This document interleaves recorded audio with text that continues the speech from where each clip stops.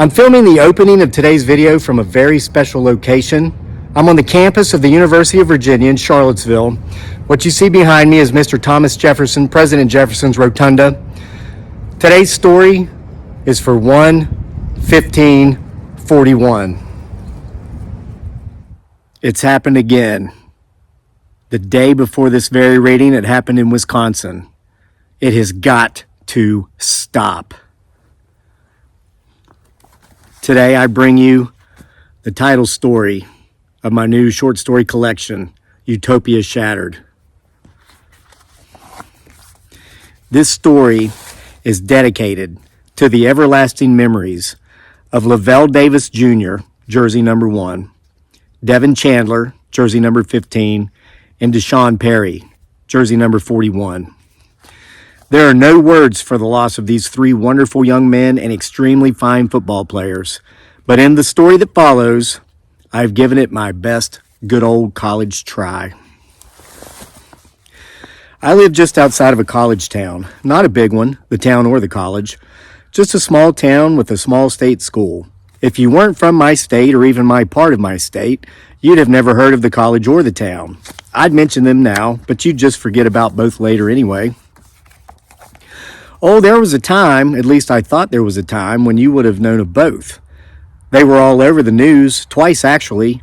Once, only on ESPN, but the second time, the following week, the small town and the little college was all over the world news due to the atrocity that took place. But only days after that, poof, nothing. No mention of the tiny town, the small college, and most of all, the atrocity that had taken place. The world went back to having no idea the small town and its small college existed because, as it turns out, the atrocity never took place, and ever since, I've been trying to figure out if perhaps so many people who've called me crazy throughout the years were right, or even if I've just recently gone insane. At the time, I'd been struggling with my small business. Sales were down and I was struggling to gain and retain new customers, and my cash reserves were running low. Christmas was on the way, and I knew it wouldn't be wise to dip into my savings just to spoil my wife and our son even more than I already do on Christmas morning, just one day out of the year, special as it is. So I decided I'd take on some part-time work leading up to the holidays for that purpose instead. Since I live just outside of the small college town I've just discussed, I figured I'd just pull a few evening shifts in a restaurant, cleaning dishes, cooking food, or even waiting tables, since, as I know from past experience, serving is where the money is to be made in the restaurant industry anyway. It's enjoyable work, actually, and the better you're able to talk with people, generally the better the tips, and I've always been able to talk to people. Most importantly, and a lesson I hope I'm passing on to my son, is that I've never been above doing any job I can to support my family. I've always been willing to dig a ditch or muck horse stalls if necessary, to feed or better care for my family. I lucked out in getting offered a job at the first place I inquired. "Can you stick around and work this evening?" Bart, the proprietor of the Red Zone, asked when I let him know I'd stopped in to see if he had any part-time positions available. The Red Zone was the small campus's lone sports bar, frequented mostly, of course, by student athletes and sports fans. We had 3 guys not show up for work. "Sure," I said, amazed that I didn't even have to sit through an interview. "As long as you don't mind having someone who has no clue what he's doing." "It's easy," Bart said. "We sell beer and appetizers. The closest thing we've got to an actual meal is Nacho Supreme. There are like 15 icons on the screen for placing orders, and all these kids who come in here tap their cards to pay. The only time you'll see cash, maybe, is in the tip jar." It sounded easy enough, and I'd soon find out it was. I stayed and I worked until close, which was 10 p.m., since it was a weeknight. The place stayed open until midnight on the weekends. I actually enjoyed the work, and I viewed the job as something I might actually keep, part-time of course, for a while, after the holidays, at least until the revenues at my business rebounded. I would only be working a couple of nights a week, and never weekends, because, as I explained to Bart, weekends for me were purely reserved for family time. And Bart, the manager, had no problem with it. He said as difficult as it was to get help these days, he'd take any help under any terms he could. It was only my second week working at the Red Zone when I saw him walk through the door.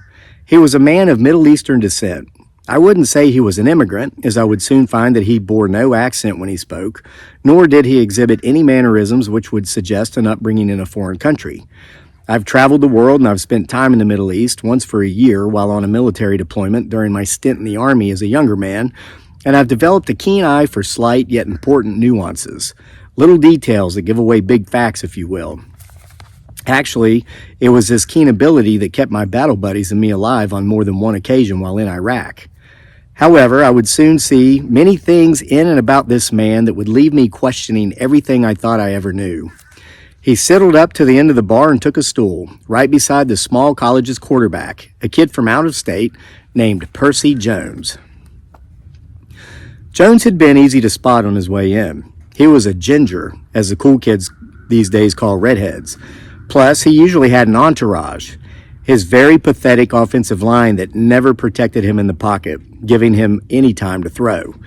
But he could run as well as he could pass, so as such, Percy Jones was ranked the number 3 leading rusher in Division III football, and not just among quarterbacks, but among all rushers. Despite the fact that Jones was attending a small, no-name college and was on a team that did well to win 2 out of 10 games each season, Percy Jones was actually a really good athlete and one hell of a quarterback. There was talk that he was being scouted by the NFL, at least for the purpose of having him on a practice squad, so the team's starting defense would be challenged during practices. It wouldn't be a glamorous position, but the kid would always have the potential to move up, and he would get paid and he'd be in the NFL, the dream of every kid to ever play football. I'd seen the kid play, and I felt that if he were to get a shot at the big leagues, he would end up being more than just a tackling dummy for the starters. I believed he would surprise a lot of people and actually get some game time as a rookie. In time, I think he could lead a team to the playoffs, if not the Super Bowl. He reminded me a lot of Kurt Warner, the Cinderella storied quarterback for the St. Louis Rams from the turn of the century, except, of course, for that red hair. "What will it be?" I said to the darker-skinned man who just sat at the bar beside the fair-skinned quarterback and his friends, though real friends would block better for their QB buddy, I thought. "I'll have what he's having," the man said, his head tilting toward Jones. "A natty light draft it is," I said. I told him my name and I let him know if he needed anything to let me know. "My name is Jen," he said. "Jen," I said, repeating his name. "That should be easy to remember." The reason the name would be easy to remember was because of the evil genies from Arabic folklore. They were known as jinns, spelled with a silent D, D-J-I-N-N. As if reading my mind, which I would soon come to believe is exactly what he'd done, Jen said, like the evil Arabic genie. And then he laughed, and I felt as if he were laughing at me. "There's no D at the beginning of my name," he said, "just a J." I put in his order and brought him his draft. And as I did, I noticed that he'd already worked his way into conversation with the football players. They'd opened up their circle and let him in, and it was already as if he'd been in their group for ages. Since I was new at the Red Zone, I figured maybe they did know him, though it seemed a bit odd because Jen seemed to be a lot closer to my age, 50. Not theirs, 20, but whatever. I wasn't going to judge. I'd heard rumors over the previous couple of years that one of the things that held Percy Jones back as a quarterback was that he liked to party. I've known many world-class athletes who were hindered by the same affliction. I grew up in West Bygod, Virginia, and when I was a child, WVU had the premier college quarterback of the time, a guy named Major Harris. He took the Mountaineers all the way to the national championship game, where they would lose to Notre Dame, but he never saw a single day in the NFL. The rumored reason why? He was a party animal. Harris went out, they said, binge drinking until 3 a.m. every night, and not a single team in the NFL wanted to invest in such an individual. Steve Prefontaine, though he was a runner, not a football player, is another athlete who comes to mind. He'd binge almost every night, yet still be up by 6 a.m. for his morning run, which he did at sub 6 minutes per mile pace. Pre, as he was known, was favored to medal in the '76 Olympics, if not outright win the gold. But after a night of partying, he flipped his car on a windy road and was crushed to death. Sadly, Percy Jones seemed to be heading down the same path of destruction as these two great athletes. Just before closing time that night at the Red Zone, the only two customers who remained were Jones and Jen. I served Jones one last draft. Jen's beer was still half full. I informed them this would have to be the last because we were closing up. Neither got belligerent and both acquiesced with their understanding. So if you could have anything for Christmas, what would it be? I heard Jen asking Jones as I began to walk away.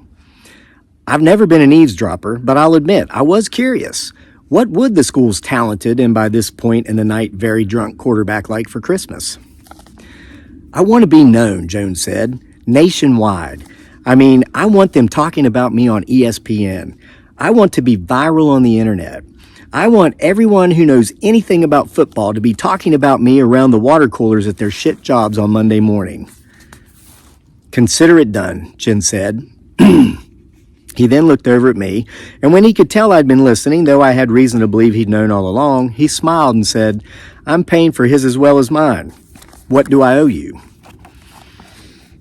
I looked down and began tapping the icons on the register screen, tallying their total, trying to act like I'd not been eavesdropping. They'd put away a lot of beer, at least Jones had. Jen had merely sipped the same beer all night, actually drinking a little less than half of it. Since they had been ordering Natty Light, the super cheap beer preferred by college students the entire nation over, their bill was only $56. Jen handed me a crisp, new $100 bill. I told him I didn't think we'd have enough cash in the register to cover his change because no one used cash at the red zone, like Bart had said, and with the perpetual smile that hadn't left his face once that evening, Jen said, keep it. Jen then stood, turned, and left the bar. After he was gone, Jones chugged the rest of the contents of his plastic cup. Yes, it really was a cheap sports bar. And I asked, are you going to be okay? As he rose from his stool. Yeah, he said, I just live over there. He turned and pointed across the road as he said this. There was an apartment building there, and I watched, making sure he made it in, before taking my attention away from him and performing my few nightly closing duties. Odd news came out the next morning.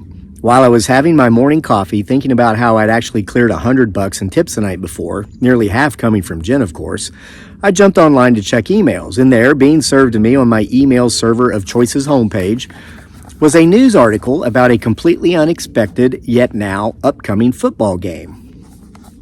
Our state's flagship university was known more for basketball than football, but at least their football team had always managed to land a bowl game. Not this year, however, as the university had lost all but one game, beating only their in-state rival, a technical college on the other end of the state from us, and only by 1 point. Anyway, out of the kindness of their hearts and their desire to draw at least some dollars from advertisers, the university announced that they would hold their own bowl game of sorts during the bowl game season. They would be hosting, you guessed it, the small state college from our town in their big Division I stadium the day before Christmas Eve. They were calling it the In-Bowl State Game, or the In-State Bowl. It was university versus state college, a battle for the ages, they said. Since they'd beaten their in-state rival, Tech, by only 1 point, they wanted to leave no doubt that there was no team in our state who could beat them. Typical alpha machoism and bravado, and again, the desire to pull in those dollars. I guess enough advertisers had bought into it to make it happen, and well, this is America, where there's no such thing as too many football games to watch, especially during the holidays, so it was game on. I'd actually planned on quitting my part-time job at the Red Zone by this point, the job having already served its purpose of providing Christmas money, but Bart had all but dropped to his knees and begged me to stay on, at least until after the big game. The university was 3 hours away, and most locals were not willing to drive that far to see our small state college get our asses handed to us, at least as they saw it, but they were willing to watch it on television, and those who loved beer and hot wings were willing to come watch it on the big screens at the Red Zone. I actually liked this Bart guy, and besides, I knew that I might conceivably want to go back to the Red Zone and work part-time from time to time in the future. Another time could arise where I might actually need to, so I agreed to come in on the night of the big game. That whole burn no bridges thing? Plus, as I've stated before, I genuinely liked the guy and was flattered that he'd asked me to help him. We might actually beat them, was the most common statement I heard as I made my way into and around the bar that night. And I have to say that I agreed with the sentiment. Drink like a fish, though he did, and pass well, though he did not, but only because of that weak offensive line not buying him enough time to do so. Percy Jones could run like the wind, and if he found a hole, he was gone. Division 1, 2, or 3, it mattered not. Tonight, perhaps, might just be the night that he'd get his Christmas wish that I'd heard him ask of Jen, who, by the way, was already bellied up to the center of the bar when I'd come in, a half-full Natty Light sitting in front of him. I guess you could say I was right about Jones's Christmas wish. He got it all right. The following day, they would play highlights of him on ESPN all day long, and everyone would be talking about him around the water coolers at their shit jobs the upcoming Monday after Christmas weekend. But not quite the way Percy Jones had hoped. University had won the coin toss, and they'd elected to defer, which meant they kicked off to State College. The kicker kicked the ball out of the end zone, so Percy Jones and his offense took the field at their own 25-yard line. Everyone was expecting Jones to keep the ball and run, a quarterback draw they call it, but he didn't.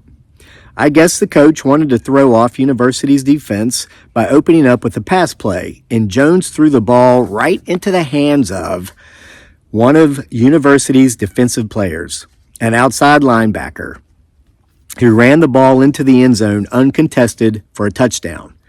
The point after touchdown attempt, a field goal that went straight through the uprights, was good, and University led 7-0.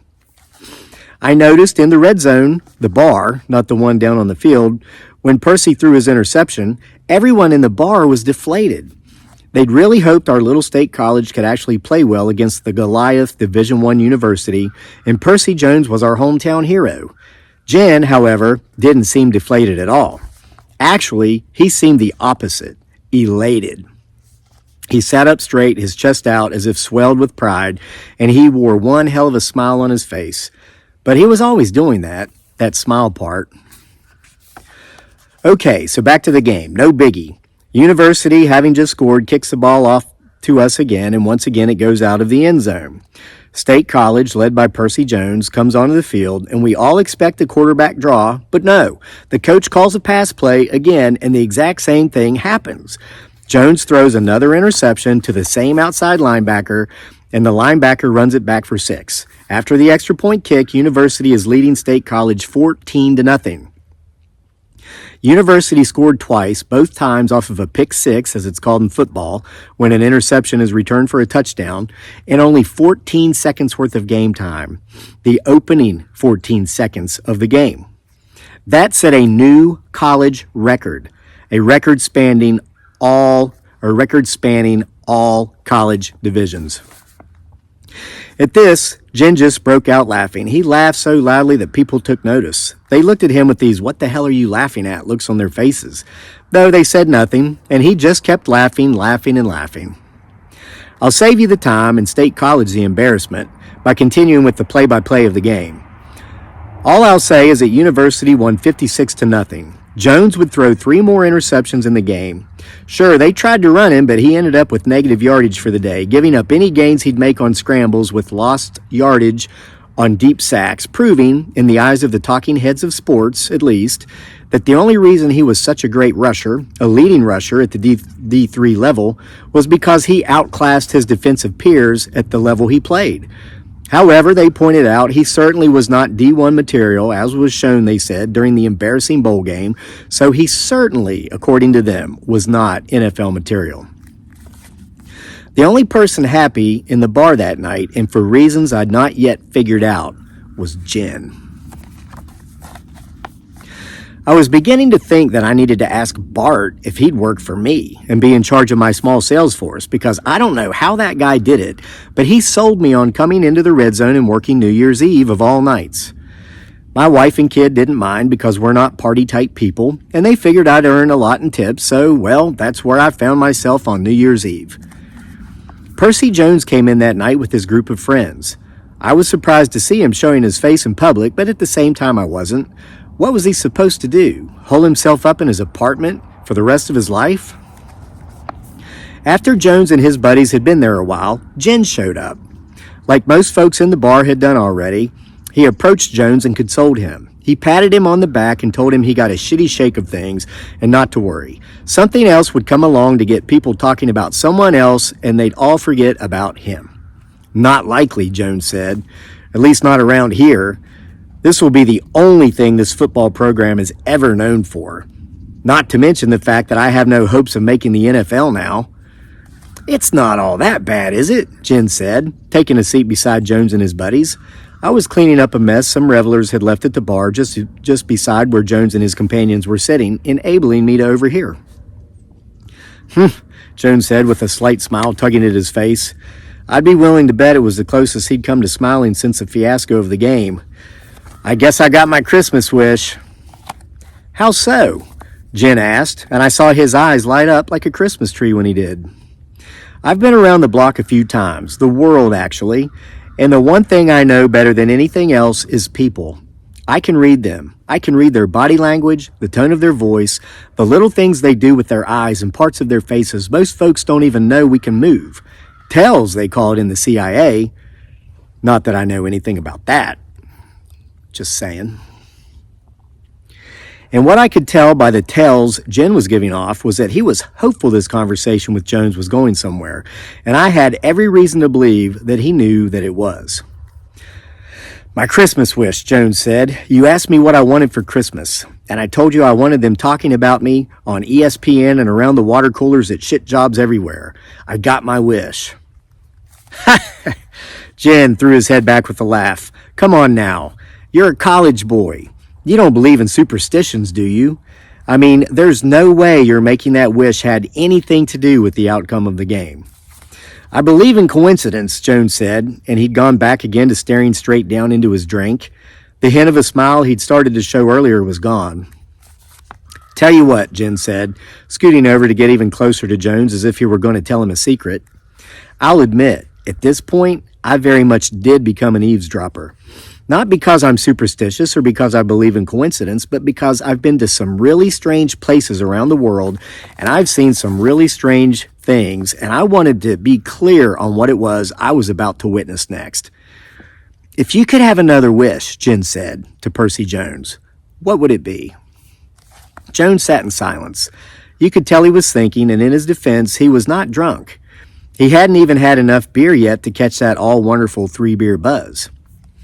If I could have another wish, Jones said, his contemplation over, I wish that something else of even greater significance than my shitty performance in the game would happen, so that this little college would be known for something other than me. I wish it was something so big that they'd be talking about it not just on ESPN, but on all the legacy headline news channels as well. Something that put other people's names from this school out there so everyone would forget all about mine. Consider it done, Jen said, and he stood and started to leave. He'd never even ordered a beer. What? Percy Jones said, incredulous. He turned and watched Jen as he was leaving. Jen came back to me and handed me a crisp $100 bill and said, whatever this young man wants tonight is his. He nodded toward Jones as he'd spoken. Excuse me. Keep the change, he said, looking back at me as he spoke. With that, Jen left. Jones watched him leave, and he continued staring out the door for a full minute after he had gone, as I did, but we both seemed to forget all about Jen when the mayor of the small town approached Jones and began consoling him for his performance in the bowl game. I did not, however, forget about Jen, and 3 days later, when I saw the breaking news on one of the legacy media websites first thing in the morning after I'd woken up, the first person I thought of was Jen. Mass shooting claims 3 lives at small state college, the national headlines read. As per my usual routine, I'd booted up my laptop early that morning after having had my first cup of coffee, and when I went to the site that hosts my email account, I saw the headline on the homepage. Holy shit, I said aloud, upon realizing it was the state college in our small community the articles and video segments were referencing. The college where one Percy Jones had recently humiliated himself on the national stage for one of the worst performances in college football quarterback history. The same Percy Jones, by the way, who'd recently made a wish that something of major significance would happen at said state college, something involving others, so that their names would be out there, not his, in something so grand scale that his mishaps in the bowl game would be completely forgotten. This wish, a request from Percy Jones of Jen. Oh my God, I said, feeling my stomach drop as I read the article. It appeared that a former football player for the college, a ne'er-do-well walk-on who never got any game time, had shot and killed 3 of the best players on the team, and he had shot and wounded 2 others, one near fatally. "Oh my God," I said again. This did not seem real, especially after having witnessed the conversation that took place between Percy Jones and Jen just a few nights before on New Year's Eve. What were the odds that the 2 things, that conversation and the shooting, could be related?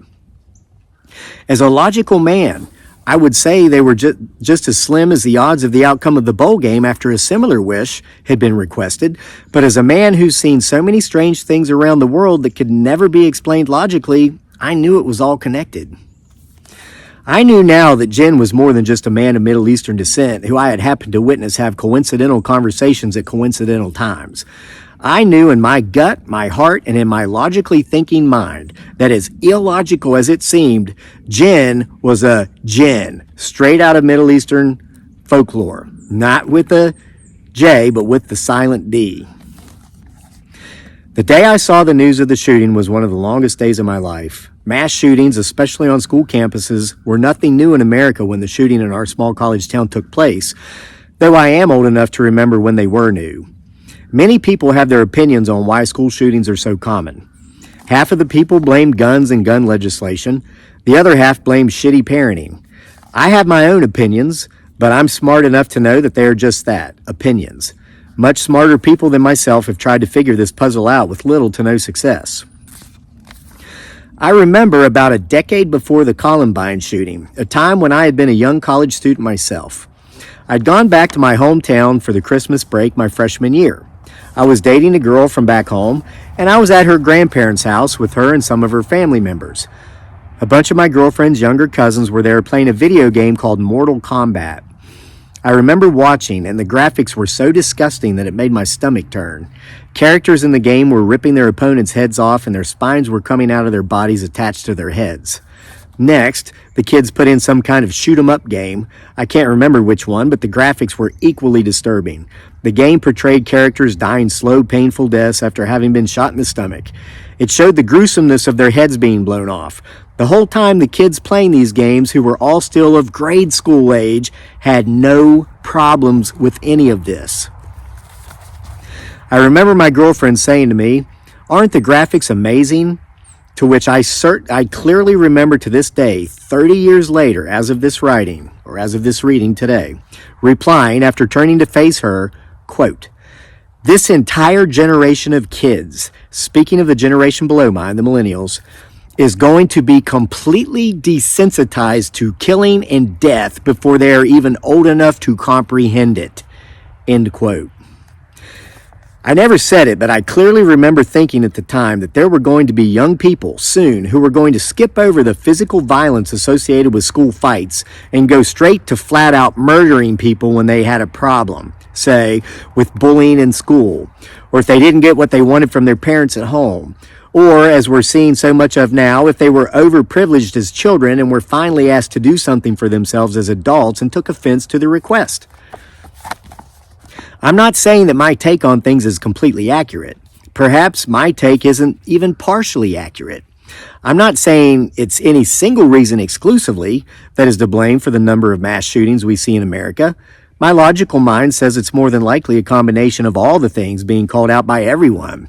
Video games, the ease with which almost anyone can get a firearm, shitty parenting, privileged brats with entitlement mentalities, bullying. It's all been combined to make for a fatal concoction among millennials and Generation Z, with, of course, the occasional Gen Xer thrown into the mix as well. I was thinking of these things as I walked into the red zone later that day. I told my wife and kid that I felt compelled to go into the red zone that day, not to work, but just to check in with people, because during my short stint as a part-time barkeeper there, I'd actually gotten to know a bunch of the kids from the college enough to care about them. They weren't just strangers with faces who came in and bought drinks from me. Many of them would spend considerable amounts of time talking to me, mostly because they were drinking and I was there, but there were others still who really didn't have anyone else to talk to. My heart went out to these young adults especially. So many of them had always had everything money could buy, but they never had any of the things that money couldn't. Real friends, involved parents, someone to listen when they felt like they had something to say. One of the biggest tragedies of the shooting that I can only now begin to put into words is the fact that with the shooting and the resulting deaths, Utopia was shattered. In that, I mean that if I were to have picked any community on earth where these types of things never happen, could never happen, as I saw it, it would be our small college town. As a matter of fact, it's why I chose to live here. I grew up in Appalachia, knowing the needs and wants of the underprivileged, as I was underprivileged myself.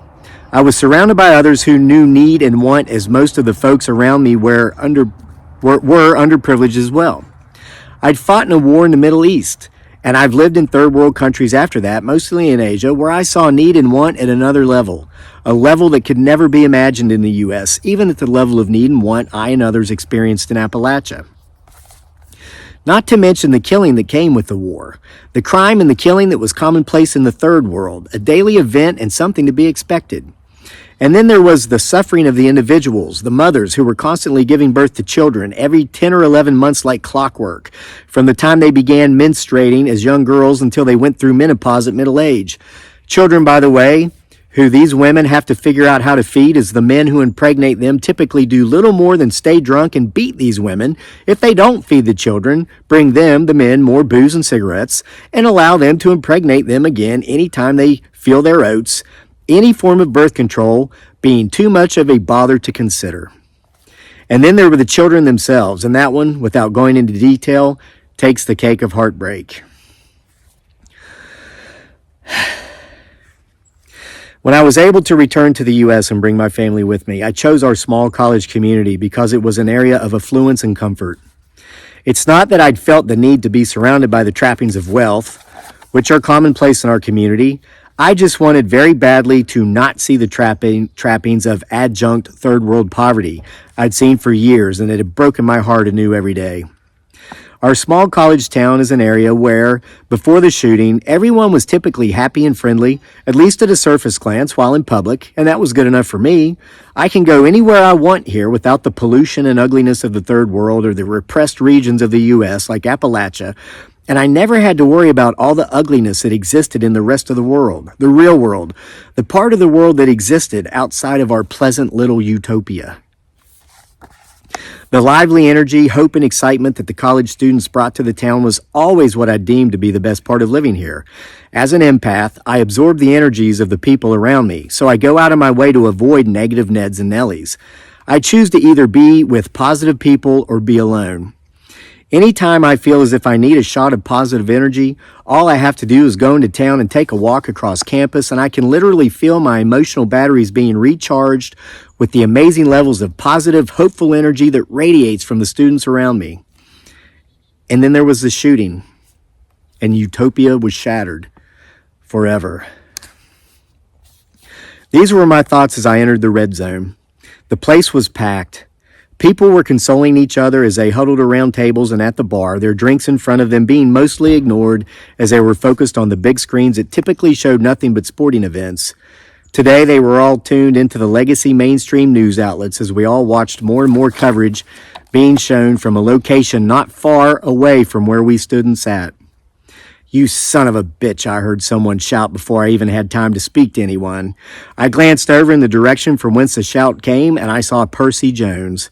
He'd shouted at Jen, who just walked up to him and offered him a beer. "You son of a bitch," Jones said again. I made my way closer to them, feeling as if I might be volunteering my services soon to break up a fight. "Get the F out of my face," Jones said to Jen as I drew within arm's reach of them. "You don't want another wish?" Jen asked, and he was laughing, carefree, as if he didn't realize he was about to get knocked the hell out by a collegiate-level quarterback. "I wish I'd never met you before in my life," Jones said. "Done," Jen said, and with that, he snapped his fingers, and everything changed. At first, there was a period that felt both like a second and an eternity. I was instantly lightheaded, and I felt as if I were about to fall down. I'd been a distance runner in my youth, and the closest thing I can describe this feeling to was like having just completed a long run on a hot day without having eaten any food yet for the day or having properly hydrated beforehand. Next, my stomach felt as if I'd descended the steepest drop on the scariest roller coaster in existence. The room swirled and I saw stars. And just as I thought I was going to either throw up or pass out or both, I came to. I was standing in the red zone, exactly where I'd been standing before experiencing this strange sensation, some strange event that was all the result of Jen having snapped his fingers. Jen was standing right in front of me. "Are you feeling okay?" he asked, wearing that shit-eating grin of his, the same he'd worn when Jones had thrown back-to-back interceptions to open the bowl game. Speaking of Jones, I saw that he was no longer there, and more than half the people who had been in the bar just a second before were gone. "Where's Jones?" I asked. "Who?" Jen said. "Jones, the damn quarterback whose life you've been ruining. Where the hell is Percy Jones?"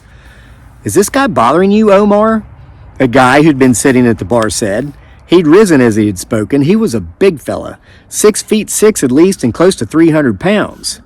"Omar?" I said, looking up at the behemoth in front of me. "His name isn't Omar. His name is Jen." "Jen?"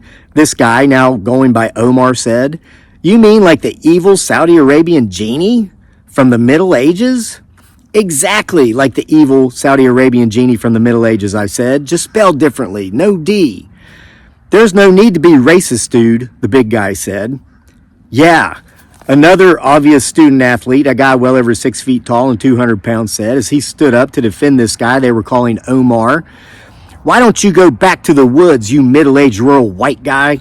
Don't you have some wood to split or some livestock to fornicate with to keep you busy?" "Where the hell's the quarterback?" I said. Percy Jones was nowhere to be seen. "He's coming now," Jen or Omar or whomever the hell he was said, glancing at the front door.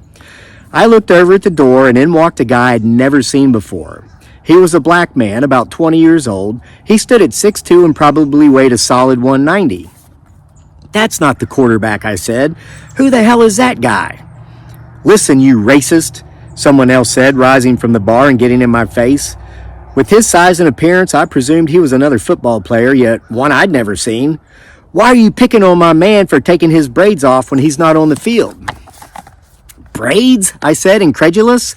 "This isn't about braids. This is about this MFer right here," I said, pointing at Jen or Omar or again, whoever the hell he was, doing some really weird shit. "I mean, the shooting?"